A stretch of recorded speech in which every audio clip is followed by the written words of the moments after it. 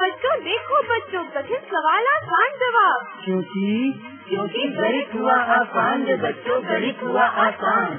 अंकों का है खेल निराला, जोड़ घटाओं ने क्या कर डाला। क्योंकि गणित हुआ आसान रे बच्चों, गणित हुआ आसान।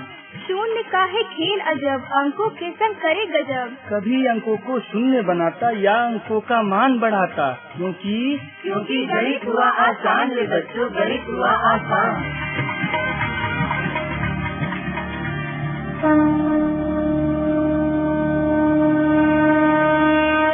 अलवर की आवाज 90.8 FM पर मैं हूं आपके साथ, आपका दोस्त बसंत।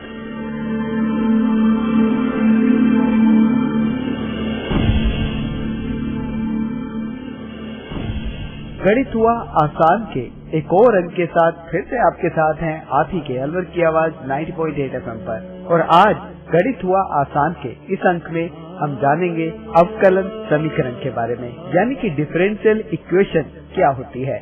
और अवकलन समीकरण को आसान करने के लिए हम पहुंचे हैं राजकीय उच्च माध्यमिक विद्यालय देसुला और साथ में है उनके कुछ छात्र। इस विषय के बारे में आपको बताने के लिए हमारे साथ हैं IIT अलवर के असिस्टेंट प्रोफेसर धीरेन्द्र सिंह। तो चलिए जानते हैं क्या होता है अवकलन समीकरण, कैसे उसको सोल्व किया जाता है, यानी कि किस तरह से उसको कैलकुलेट किया जाता है।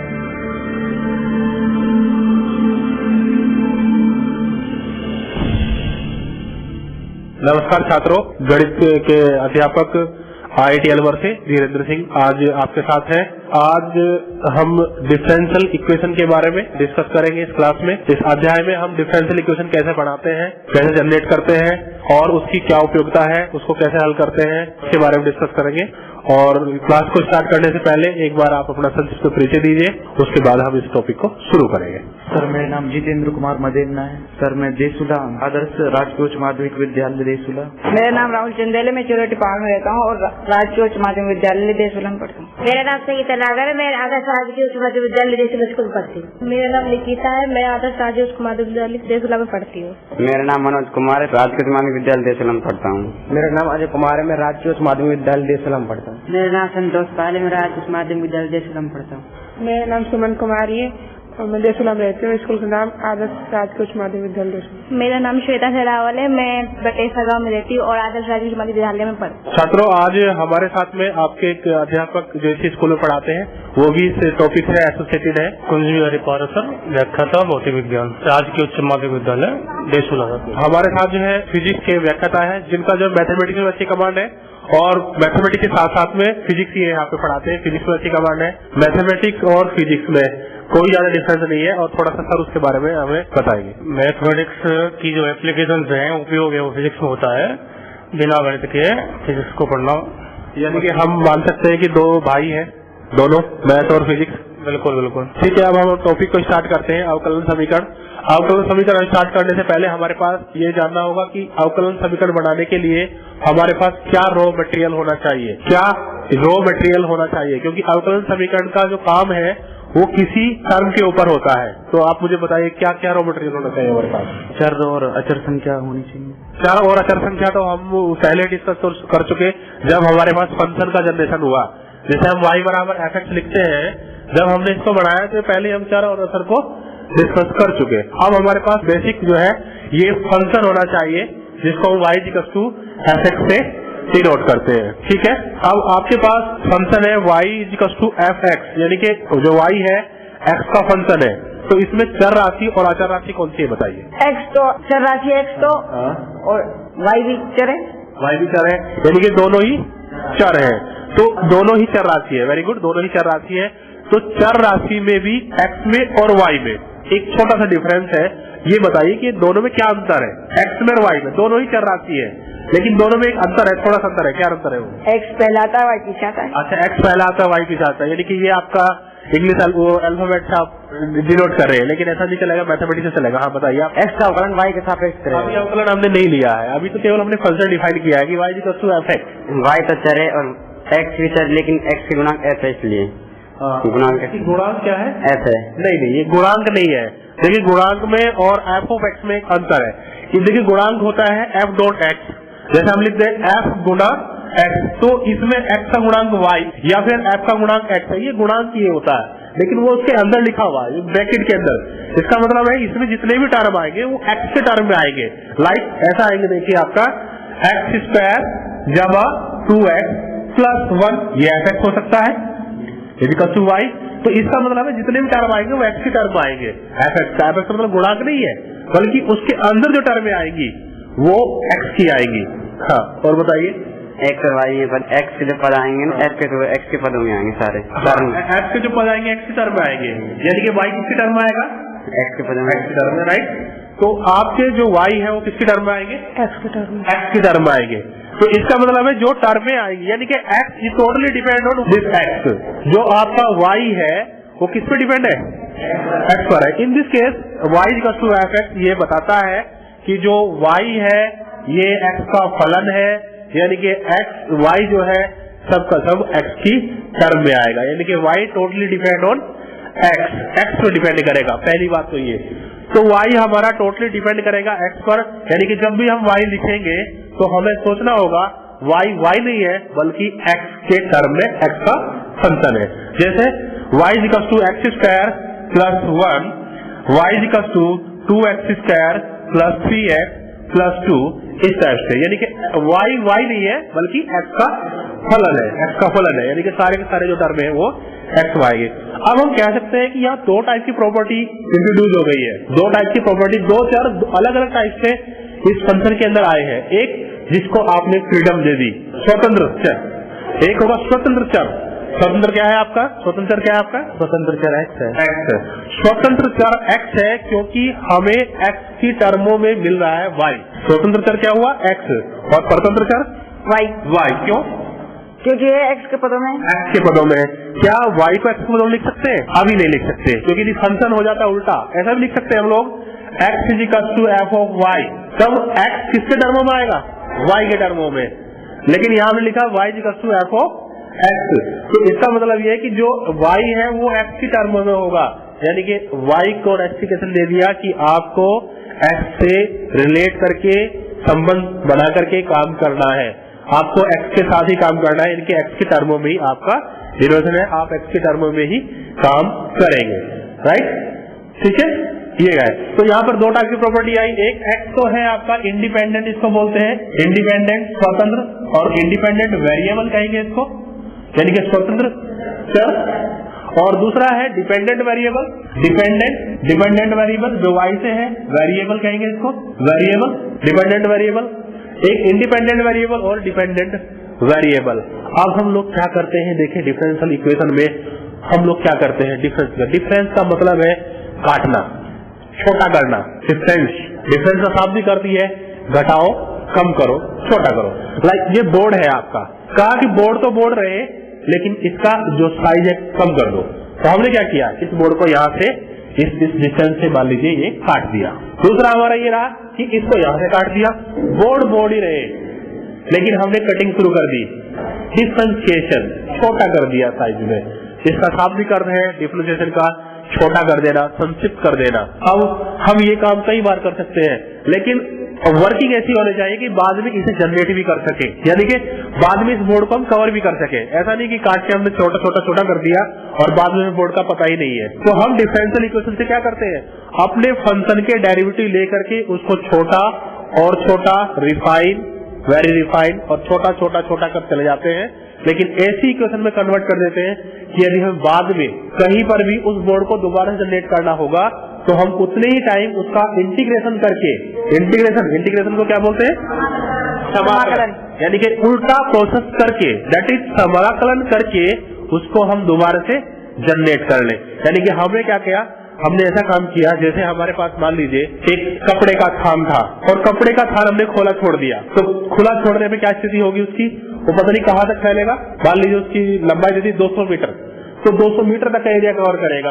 एक दुकान है जिसकी लंबाई है 10 मीटर, चौड़ाई है 12 मीटर, उस थान को उसमें कैसे एडजस्ट करें, वो तो 200 मीटर का जा रहा है, तो हम क्या करें उसको, एक तो तरीका है टुकड़ों में काट दें, दूसरा क्या उसको फोल्ड बना दें, है ना, उसके फोल्ड बना देते हैं। कितने फोल्ड, 5 मीटर के फोल्ड बना देते हैं। पहले 5 मीटर, फिर उसके ऊपर दूसरा फोल्ड 5 मीटर का, फिर तीसरा फोल्ड 5 मीटर का, फिर चौथा फोल्ड 5 मीटर का, ऐसे ऐसे करके उसको रोल कर ले। या फिर तीसरा मेथड है हमारे पास, हम उसको एक त्रिज्या में रोल कर देते हैं और रोल का जो एरिया होगा वो फंक्शन से डिवाइड कर देंगे कि भाई 2 मीटर के एरिया में इसको कवर करना होगा, 2 स्क्वायर मीटर के।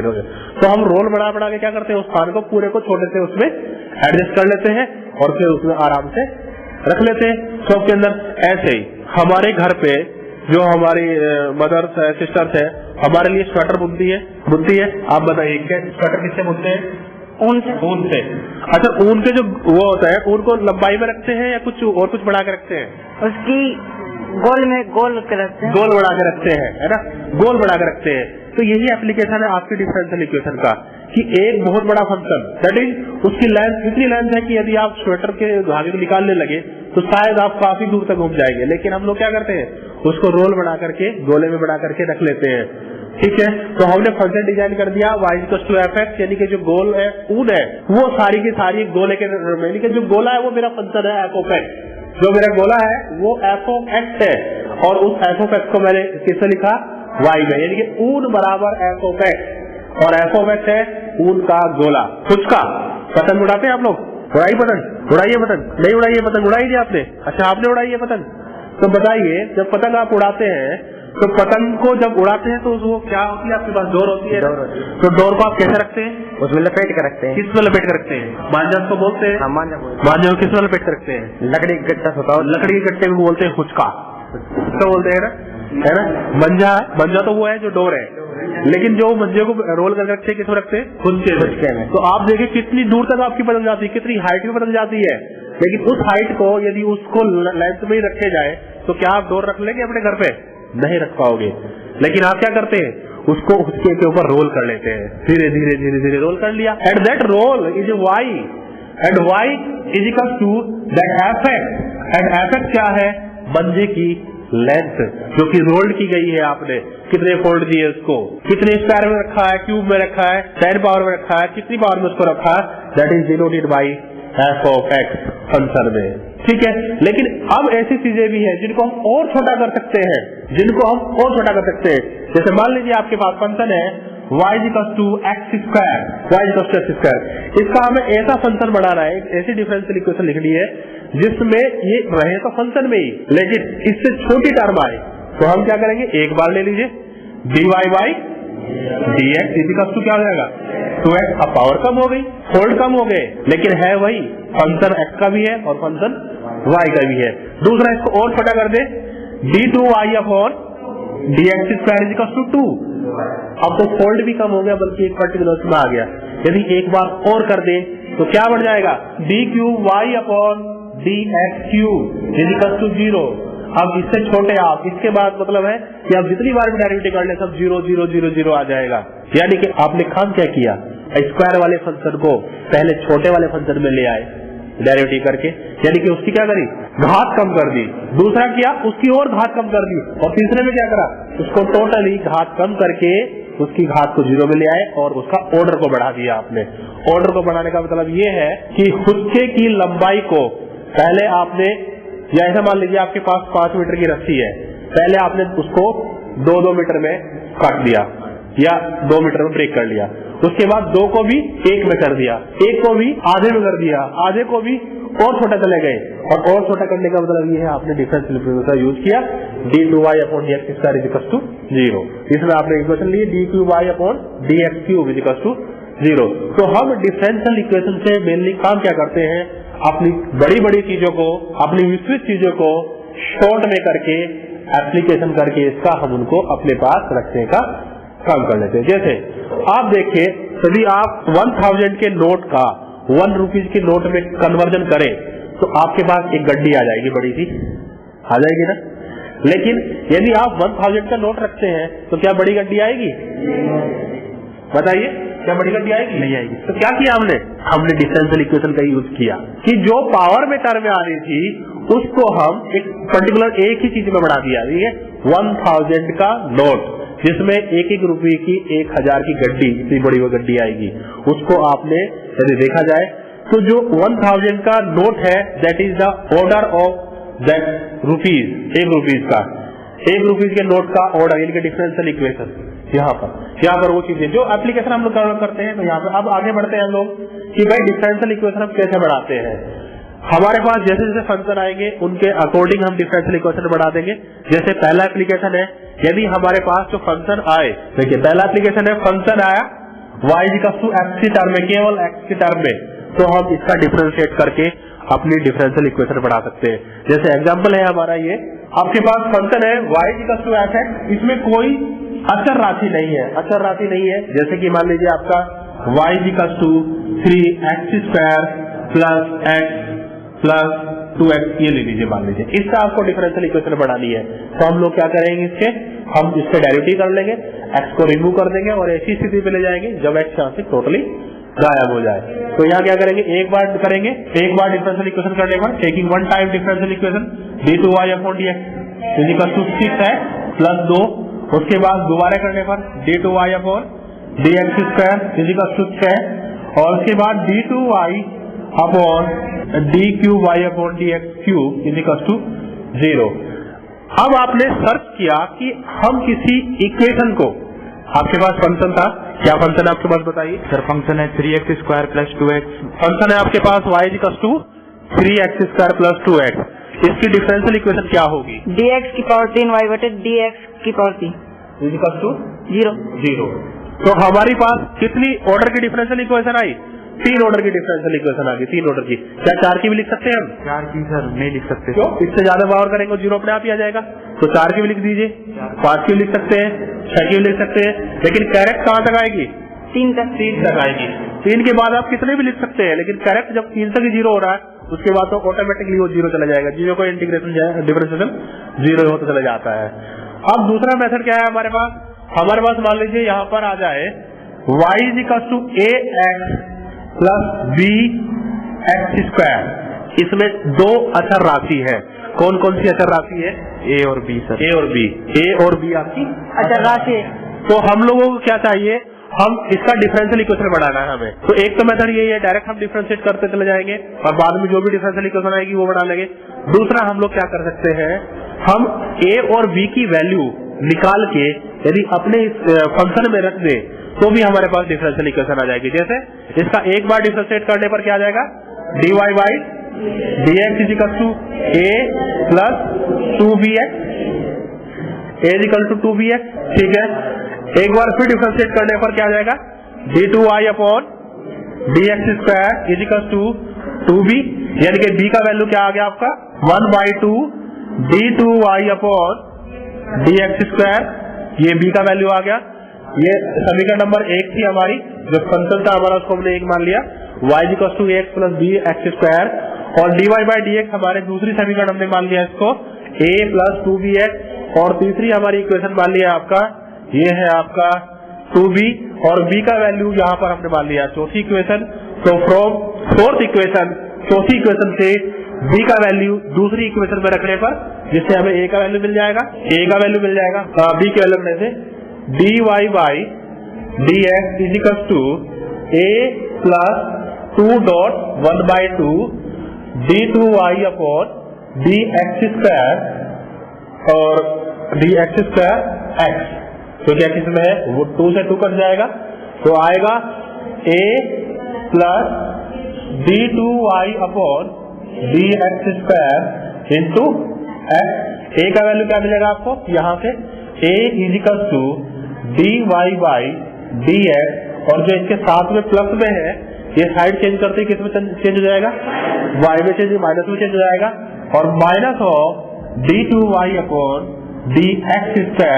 तो समीकरण 1 में a और b दोनों का वैल्यू रखने पर, समीकरण 1 में किसका वैल्यू रखेंगे, a का, अचर राशि a का रखेंगे, अचर राशि b का रखेंगे, रखने पर हमारे पास क्या हो जाएगी, इक्वेशन आ जाएगी। उस इक्वेशन को कैसे लिखेंगे, लिखिए समीकरण फ्रॉम इक्वेशन, कौन सी इक्वेशन है हमारी 4, और ये इक्वेशन है मान लीजिए 5, एंड फ्रॉम इक्वेशन 4 और 5 से a और b का वैल्यू, a एंड b का वैल्यू इक्वेशन फर्स्ट में रखने पर, जब इसको रखेंगे तो क्या आ जाएगा, y इक्वल टू a का वैल्यू रखेंगे, a का वैल्यू है आपका dy by D x minus x d2y upon dx square plus 1/2 d2y upon dx square और x स्क्वायर। इसको सोल्व कर लेंगे हम लोग। तो सोल्व करने के बाद हमारे पास एक इक्वेशन आ जाएगी। इस इक्वेशन को बोलते हैं आपकी अवकलन समीकरण, डिफरेंशियल इक्वेशन। अच्छा, मैं एक बात आपसे पूछना चाहता हूँ कि जो हमारी समीकरण अब ये आई, ये हमारी इक्वेशन आई y = d2y upon dx square minus x d2y upon dx square plus 1/2 d2y upon dx square into x square, इसको हम लोग अवकलन समीकरण बोल रहे हैं, है ना? क्या बोल रहे हैं इसको? अवकलन समीकरण। क्यों? क्योंकि ये dy by dx के रूप में है। dy by dx के रूप में है। हाँ, dy by dx के रूप में है। अच्छा, यदि ये dy by dx गायब कर दिए जाए तो क्या ये समीकरण अवकलन समीकरण कहलाएगी? नहीं कहलाएगी। कौन सी ऐसी इक्वेशन है जिसमें dy by dx नहीं है और वो अवकलन समीकरण नहीं है, जो बोर्ड पे लिखी हुई है? बताइए। फर्स्ट में देखिए आपका, और फर्स्ट में क्या लिखा हुआ? y बराबर x प्लस bx स्क्वायर। इसमें डेरिवेटिव नहीं है, तो ये समीकरण कैसी कहलाएगी? ये अवकलन समीकरण नहीं है। लेकिन दूसरी इक्वेशन क्या अवकलन समीकरण है? dy by dx। दूसरी में क्या है?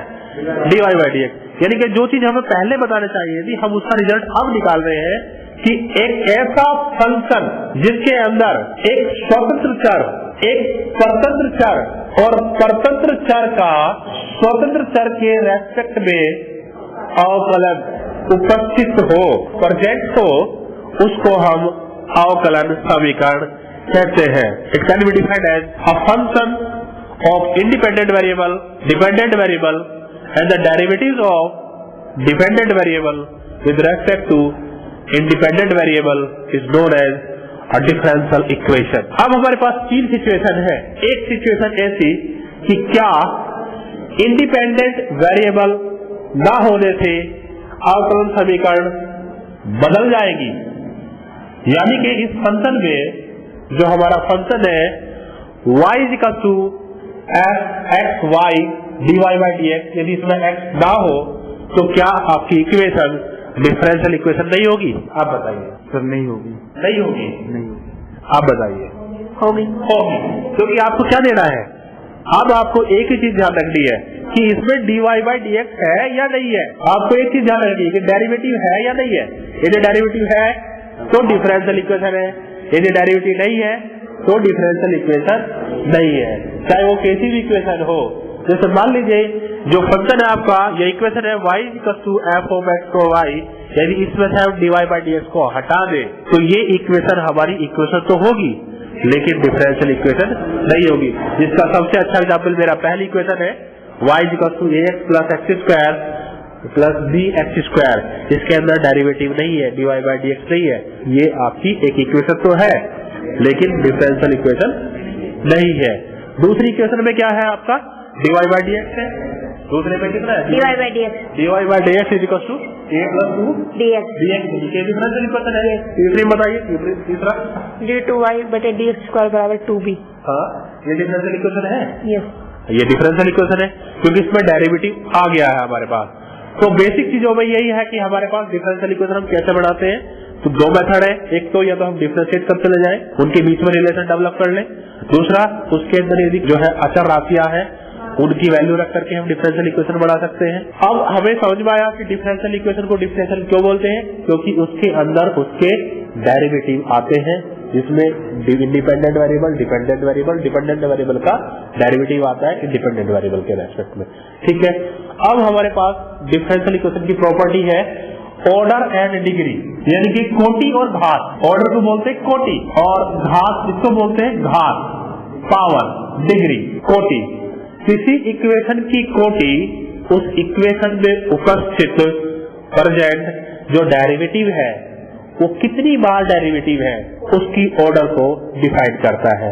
जैसे अब हमारी इक्वेशन है dy by dx = a + 2x 2bx, तो इसमें जो dy by dx कितने बार डेरिवेट किया y को? एक बार। तो इसकी डिग्री कितनी हो जाएगी? ऑर्डर कितनी हो जाएगी? एक। ऑर्डर एक हो गया। तीसरी इक्वेशन है d2y/dx²। इस इक्वेशन के अंदर हमने y को 2 बार 2 टाइम डेरिवेट किया है, तो इसका कोटि कितनी हो गई 2। यानी कि हमने जाना कि किसी भी इक्वेशन की जो कोटि है वो उस इक्वेशन में उपस्थित जो डेरिवेटिव है उसका कितनी बार उस पर डेरिवेट किया है उसको डिनोट करती है, और उसकी घात पावर किसके ऊपर, डेरिवेटिव के, कौन से डेरिवेटिव के ऊपर, dy/dx के ऊपर। अब देखिए dy/dx के ऊपर बता रहे हैं आप, तो मुझे ये बताइए जैसे ये इक्वेशन है y dy/dx minus x d2y/dx square plus 1/2 d2y/dx square plus x square, यहाँ पे ये है, इसमें मैं कौन से डेरिवेटिव को लूं कि जो घात बताए, d2y/dx स्क्वायर, यानी कि हाईएस्ट ऑर्डर डेरिवेटिव को लूंगा जिसकी कोटि सबसे ज्यादा होगी उसकी पावर को लूंगा। लेकिन सभी इक्वेशन के लिए सबसे है ये नहीं कह सकते, सारी इक्वेशन के लिए सबसे नहीं है। कोई ऐसी इक्वेशन बताइए जिसके लिए कह सकते हो dy/dx बराबर a + 2bx, dy/dx equal to a + 2bx, इसके लिए तो सबसे है, क्योंकि इसमें देखिए आप इसकी डिग्री कितनी है, ऑर्डर कितना है 1, और डिग्री कितनी है 1 ही है, तो मिल गया हमें ऐसा एक एग्जाम्पल चाहिए, उदाहरण चाहिए जो कि डिग्री हमेशा ना कैलकुलेट कर पाए जिसकी डिग्री, ठीक है। अब देखिए आप मैंने लिखा है y इक्वल टू e की पावर d2y/dx स्क्वायर, e की पावर x, देखिए e की पावर x, यदि एक्सपोनेंशियल सीरीज में इसको खोल दें तो ये आ जाता है हमारा, क्या आएगा बताइए, क्या वैल्यू आएगी इसकी, इसको एक्सपेंड कर दें e की पावर x को 1 + x, कुछ ऐसा बताओ, 1 + x plus x square by plus x cube by, ऐसा आएगा कुछ इस टाइप का टर्म ही तो आएगा, है ना, अनंत तक खुलता चला जाएगा ये। अब अनंत तक खुलता चला जाएगा तो, लेकिन यहाँ हमारी इक्वेशन में, इक्वेशन नंबर 1 में e की पावर क्या है dy/dx, d2y/dx, ठीक है ना, d2y/dx स्क्वायर ये है। यानी कि यदि हम इसको खोल दें तो y इक्वल टू आएगा आपका 1 + d2y/dx square plus 1/2 d2y/dx square का whole square plus dot at infinity, वो दो तक जाएगा। अब हमें फाइंड आउट करना है कि जो हमारी इक्वेशन है, डिफरेंशियल इक्वेशन है, इसका ऑर्डर क्या है। तो ऑर्डर तो हमारे डेरिवेटिव पे डिपेंड करता है। देखो डेरिवेटिव तो आप कहीं से कहीं तक लेके चले जाओ, d2y/dx स्क्वायर से आगे नहीं बढ़ रहा है क्योंकि यहाँ पावर बढ़ रही है, d2y/dx स्क्वायर तो वही है, आगे भी d2y/dx क्यूब आ जाएगा, 5 आएगी पावर, 10 आ जाएगी, 100 आ जाएगी, कुछ भी आ जाएगी। लेकिन आप d2y को d3y/dx क्यूब नहीं लिख सकते कभी भी। तो ऑर्डर तो बिल्कुल मिल गया आपको। ऑर्डर क्या आएगा, ऑर्डर यानी कि कोटि जो आ गई आपकी, ऑर्डर यानी कि कोटि बराबर 2। लेकिन अब आप बात करते हैं घात की, तो घात के लिए क्या करना पड़ता है, इसमें से नहीं ली जाएगी घात, तो इसमें नहीं हम सब तो करेंगे कोटि के ऊपर अधिकतम घात को, ऑर्डर डेरिवेटिव के ऊपर यानी कि अवकलन के ऊपर हाईएस्ट कोटि अधिकतम घात। तो कितनी घात जा रही है, यहाँ पे तो अनंत तक जाएगी, अनंत तक जा रही है, इतनी जा रही टर्म में, तो आपको घात मिल ही नहीं पाएगी।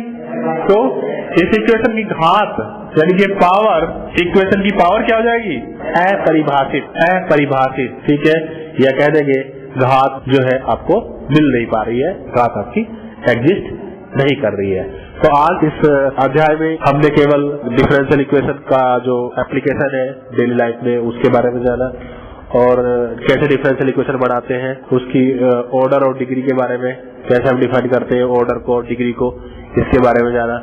अगली कक्षा में हम, अगले अध्याय में हम जो है डिफरेंशियल इक्वेशन को, जैसे फर्स्ट ऑर्डर की है, कितने टाइप की डिफरेंशियल इक्वेशन है, इसे डिस्कस करेंगे और उनको कैसे कैसे सोल्व करते हैं, यानी कि हल कैसे निकालते हैं। उनका हल निकालने का मतलब है यदि डिफरेंशियल इक्वेशन दिया हुआ हो तो उसका फंक्शन कैसे बनाएंगे, क्योंकि अभी तो हम सिंपल एप्लीकेशन से डिस्कस कर रहे हैं कि सिंपल फंक्शन है, उसे डायरेक्ट जनरेट कर लिया हमने डिफरेंशियल इक्वेशन। लेकिन ऐसा पॉसिबल नहीं है कि इतना सिंपल हो जाए कि सिंपल फंक्शन से हम डायरेक्ट इक्वेशन, कुछ इक्वेशन ऐसी होती है जिनसे हम डायरेक्ट फंक्शन जनरेट नहीं कर सकते, उसके लिए हमें बहुत सारे प्रोसेस यूज करने पड़ते हैं और उन प्रोसेस के बारे में हम नेक्स्ट अध्याय में डिस्कस करेंगे।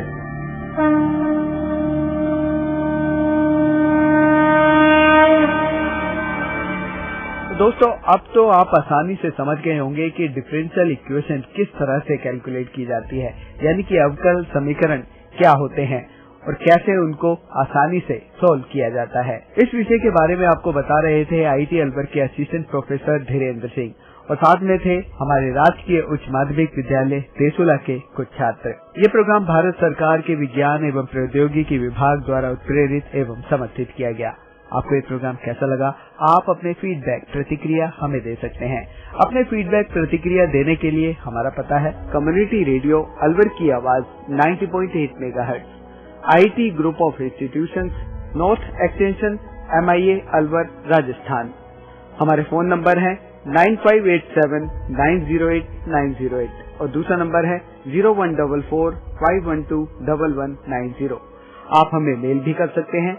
हमारी ईमेल आईडी है radioalwar@gmail.com और साथ ही इस प्रोग्राम को आप ऑनलाइन यानी कि इंटरनेट पर भी सुन सकते हैं। इंटरनेट पर सुनने के लिए आपको लॉगिन करना है www.i-radiolive.com पर और साथ ही मैथमेटिक्स यानी गणित हुआ आसान के एपिसोड आप ऑनलाइन यानी कि इंटरनेट के माध्यम से एक दुनिया अनेक आवाज के वेबसाइट पर भी सुन सकते हैं। वेबसाइट है www.edaa.in। लॉगिन कीजिए और कहीं भी बैठकर ऑनलाइन आप इन मैथमेटिक्स के प्रोग्राम को सुन सकते हैं। इसी के साथ अपने दोस्त बसंत को दीजिए इजाजत। नमस्कार। आओ बच्चों, देखो बच्चों, कठिन सवाल आसान जवाब। क्योंकि गणित हुआ आसान रे बच्चों, गणित हुआ आसान। अंकों का है खेल निराला, जोड़ घटाओं ने क्या कर डाला। क्योंकि गणित हुआ आसान रे बच्चों, गणित हुआ आसान। शून्य का है खेल अजब, अंकों के संग करे गजब। कभी अंकों को शून्य बनाता या अंकों का मान बढ़ाता। क्योंकि गणित हुआ आसान रे बच्चों, गणित हुआ आसान।